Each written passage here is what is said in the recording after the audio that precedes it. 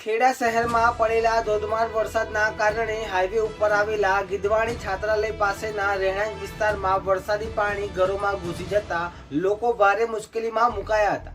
ઘરોમાં પાણી ભરાઈ જતા અનાજ સહિત ઘરવખરીના મોટા પાયે સામાન પાણીમાં ગરકાવ થયો હતો, જેના કારણે રહેવાસીઓને આર્થિક નુકસાન વેઠવાનો વારો આવ્યો છે। સ્થાનિક લોકોએ તંત્ર સામે રોષ વ્યક્ત કરતા જણાવ્યું, દર વર્ષે વરસાદ દરમિયાન આવી સ્થિતિ સર્જાય છે, છતાં સમસ્યાનો કાયમી ઉકેલ માટે કોઈ અસરકારક પગલાં લેવામાં આવતા નથી। તેમણે તંત્રને તાત્કાલિક પાણીના નિકાલની વ્યવસ્થા કરવા તેમજ ભવિષ્યમાં આવી પરિસ્થિતિ ન સર્જાય તે માટે યોગ્ય આયોજન કરવાની માંગ કરી છે। ભેદભાવ ન્યૂઝ રિપોર્ટર વિશાલ માલી। જી બેન, આપનું નામ, આજે શું સમસ્યા છે? મારું નામ જોશનાબેન છે અને સાહેબ જો અમાર પાણી ભરાઈ જાય છે। જો આ કયો વિસ્તાર લાગે આપનો? આ ગીધવાણી છાત્રાલય ખેડાની બાજુમાં જ તે ખેડામાં જ તે અને કચ્છું અમે સામાન કાઢવા નહીં રહ્યા, બધું પલળી જવું છે અમારે।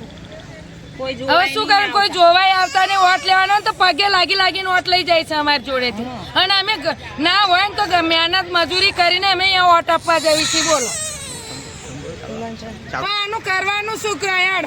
આનો હાલ તો કાક કાઢો, અમારો ઘર ડૂબી જાય। જો નહીં પાણી પીવાનું કે નહીં બે પાણીનો નિકાલ કરી આલો, જે તો અમારે રાંધીને ખાઈ એવું અમારે કશું રહ્યું જ નહીં ને। અને આ સમસ્યા જે છે એ પહેલા હતી કે આ વખતે સમસ્યા ઊભી થઈ? આ વખત સમસ્યા ઊભી થઈ છે। પહેલા થયું હતું, પણ આ ગંડાળું હતું, નાળું હતું, ત્યારે પાણી નીકળી જતું હતું, પણ અત્યારે નાળું પૂરાઈ જવું છે, એટલે પાણી છે નીકળતું નહીં અમારે। આ 3 દિવસથી અમે હેરાન થયું છે, લાઈટ નહીં અમારે। રોનાથ પલળી ગયું, અમે પાણીમાં તકલીફમાં પડ્યા રહ્યા છે, નાના નાના બચ્ચા લઈને, અને અમે હેરાન થઈ આવા વહરાત નીચે પાણી ઉપર વહરાત, તો અમે કઈ જઈએ? અને આ વોટ વાળા કોઈ અમારા સામું નહીં જોતા, સામાન કશું કાઢ્યો નહીં, બધો તે સામાન નહીં કાઢ્યો કશો, અને તો